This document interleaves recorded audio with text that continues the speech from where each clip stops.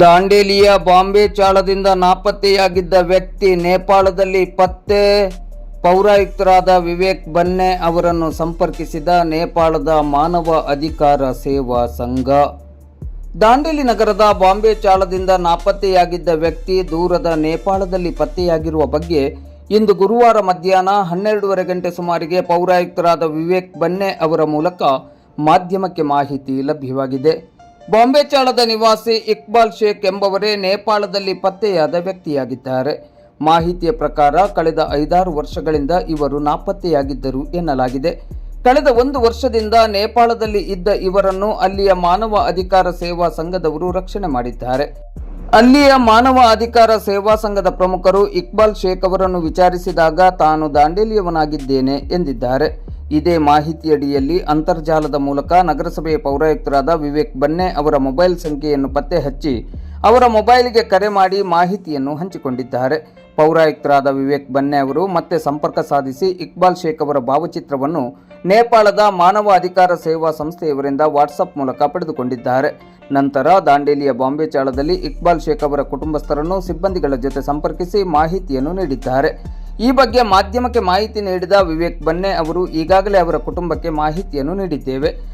ಅವರ ಕುಟುಂಬಸ್ಥರ ಜೊತೆ ಚರ್ಚಿಸಿ ನೇಪಾಳದ ಮಾನವ ಅಧಿಕಾರ ಸೇವಾ ಸಂಸ್ಥೆಯ ಪ್ರಮುಖರನ್ನು ಸಂಪರ್ಕಿಸಿ ರೈಲಿನ ಮೂಲಕ ಅವರನ್ನು ಕಳುಹಿಸಿಕೊಡುವಂತೆ ವಿನಂತಿಸಲಾಗುವುದು ಎಂದರು. ಈ ಬಗ್ಗೆ ಅಗತ್ಯ ಕ್ರಮವನ್ನು ಕೈಗೊಳ್ಳಲಾಗುವುದು ಎಂದು ವಿವೇಕ್ ಬನ್ನೆ ಅವರು ಮಾಧ್ಯಮಕ್ಕೆ ತಿಳಿಸಿದ್ದಾರೆ. ಇಕ್ಬಾಲ್ ಶೇಖ್ ಅಂತ ದಾಂಡೇಲಿ ಬಾಂಬೆ ಚಾಳ ವ್ಯಕ್ತಿ ಒಬ್ಬ ಕಳೆದ ಕೆಲವು ವರ್ಷಗಳಿಂದ ಇಲ್ಲಿ ನಾಪತ್ತೆಯಾಗಿದ್ದಾನೆ. ಅವನು ನೇಪಾಳದಲ್ಲಿ ಹೋಗಿದ್ದಾನೆ. ನೇಪಾಳದಿಂದ ಮಾನವ ಅಧಿಕಾರ ಸೇವಾ ಸಂಘ ಅಂತ ಒಂದು ಸಂಘಟನೆಯಲ್ಲಿ ಅವ್ರನ್ನ ರೆಸ್ಕ್ಯೂ ಮಾಡಿದ್ದಾರೆ. ಸೊ ಅವರು ನಮ್ಮ ಇಂಟರ್ನೆಟ್ಟಲ್ಲಿ ನನ್ನ ಒಂದು ನಂಬರನ್ನು ತೆಗೆದುಕೊಂಡು ನನಗೆ ಫೋನ್ ಮಾಡಿದರು. ದಾಂಡೇಲಿ ಅಂತಕ್ಕಂಥ ಊರಿಂದ ಒಬ್ಬ ವ್ಯಕ್ತಿ ಬಂದಿದ್ದಾನೆ, ಅವ್ರ ಫ್ಯಾಮಿಲಿಗೆ ಭೇಟಿ ಆಗಬೇಕು ಅಂತ ಹೇಳ್ತಾ ಇದ್ದಾನೆ. ಅವನು ಸ್ವಲ್ಪ ಬುದ್ಧಿ ಮಾಂದ್ಯ ಇದ್ದಾನೆ, ಅದಕ್ಕೆ ಸ್ವಲ್ಪ ದಯಮಾಡಿ ಹೆಲ್ಪ್ ಮಾಡಿ ಅಂತ ಹೇಳಿದರು. ಸೊ ಅದಕ್ಕೆ ತಮ್ಮೆಲ್ಲ ಗ್ರೂಪ್ನಲ್ಲಿ ನಾನು ಹಾಕಿದೆ. ಆಮೇಲೆ ಅವ್ರು ಬಾಂಬೆ ಚಾಳದಲ್ಲಿ ಇದ್ದಾರಂತೆ. ಅವ್ರ ತಮ್ಮ ಅಣ್ಣ ಯಾರೋ ಮೊಹಮ್ಮದ್ ಶೇಖ್ ಅಂತ ಇದ್ದಾರಂತೆ. ಬಾಂಬೆ ಚಾಳದಲ್ಲಿ WCPM ಅಲ್ಲಿನೂ ಕೆಲಸ ಮಾಡ್ತಾಯಿದ್ರು ಅಂತೆ.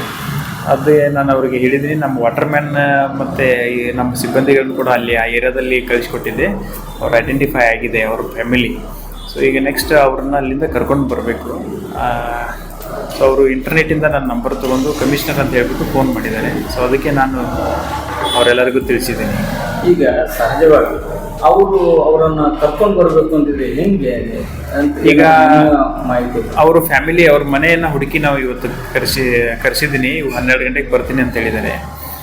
ಅವರು ಬಂದ ಮೇಲೆ ನಾವು ಫೋನಲ್ಲಿ ಮಾತಾಡ್ತೀವಿ. ಅವ್ರ ಕಡೆಯಿಂದನೇ ಏನಾದ್ರು ಸಾಧ್ಯ ಇದ್ದರೆ ಒಂದು ಟ್ರೈನಲ್ಲಿ ಹತ್ತಿಸಿ ಕಳಿಸಿದ್ರಿ ಅಂತ ಹೇಳಿದರೆ ನಾವು ಇಲ್ಲಿ ಅವ್ರನ್ನ ಕಲೆಕ್ಟ್ ಮಾಡಲಿಕ್ಕೆ ಅವರಿಗೆ ಡೈರೆಕ್ಷನ್ಸ್ ಕೊಡ್ತೀನಿ. ಇನ್ನೊಂದು ಎಷ್ಟು ವರ್ಷದಿಂದ ಅವರು ನಾಪತ್ತೆಯಾಗಿದ್ದಾರೆ? ಒಂದು ಮಾಹಿತಿ ಪ್ರಕಾರ ಸುಮಾರು ಒಂದು 4-5 ವರ್ಷದಿಂದ ದಾಂಡೇಲಿಯಲ್ಲಿ ಅವರು ಇಲ್ಲ. ಆಮೇಲೆ ನೇಪಾಳದಲ್ಲಿ ಹೋಗಿ 1 ವರ್ಷ ಆಗಿದೆ. ನೇಪಾಳದಲ್ಲಿ ಅವ್ರ ಹತ್ರ ಸಿಕ್ಕಾಕೊಂಡು 1 ವರ್ಷ ಆಗಿದೆ. ಅವರು ಇಷ್ಟು ದಿವಸ ಸರಿಯಾದ ಮಾಹಿತಿ ಕೊಟ್ಟಿರಲಿಲ್ಲ, ಈಗ ಮಾಹಿತಿ ಕೊಟ್ಟಿದ್ದಾರೆ ದಾಂಡೇಲಿ ಅವರು ಅಂತ ಹೇಳ್ಬಿಟ್ಟು. ಹೀಗಾಗಿ ಅವರು ನಮಗೆ ಕನೆಕ್ಟ್ ಮಾಡಿದರು. ನಾವು ಸರ್ಚ್ ಮಾಡಿ ಅವ್ರ ಫ್ಯಾಮಿಲಿಯನ್ನು ಹುಡುಕಿದ್ದೀವಿ. ಏಜ್ ಎಷ್ಟು ಇರ್ಬೋದು ಸರ್ ಅಂದಾಜು? ಏಜ್ ಅಂದಾಜು ಫೋಟೋನ ನೋಡಿದ್ರೆ ಒಂದು 60, 55, 60 ರೇಂಜಲ್ಲಿ ಇದ್ದಾರೆ.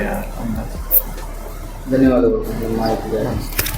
ಆ ವ್ಯಕ್ತಿಯ ಫೋಟೋ ಹೆಂಗೆ ಸಿಕ್ತು ಸರ್? ಇಕ್ಬಾಲ್ ಶೇಖ್ ಅಂತ ಹೇಳಿದರು. ಇಕ್ಬಾಲ್ ಶೇಖ್ ತುಂಬ ಜನ ಇದ್ದಾರೆ ದಾಂಡೇಲಿಯಲ್ಲಿ. ಸೊ ಹೀಗಾಗಿ ಆ ವ್ಯಕ್ತಿ ಫೋಟೋ ಹೊಡೆದು ಕಳಿಸು ಅಂತ ನಾನು ಅಲ್ಲಿ ಆ ಒಂದು ಸಂಘದ ಅಧ್ಯಕ್ಷರಿಗೆ ನಾನು ಮಾತಾಡಿದೆ. ಅವರು ಫೋಟೋ ಅವ್ರದ್ದು ಹೊಡೆದು ಕಳಿಸಿದ್ದಾರೆ. ವಾಟ್ಸಪ್ ಮಾಡಿದ್ದಾರೆ ನನಗೆ.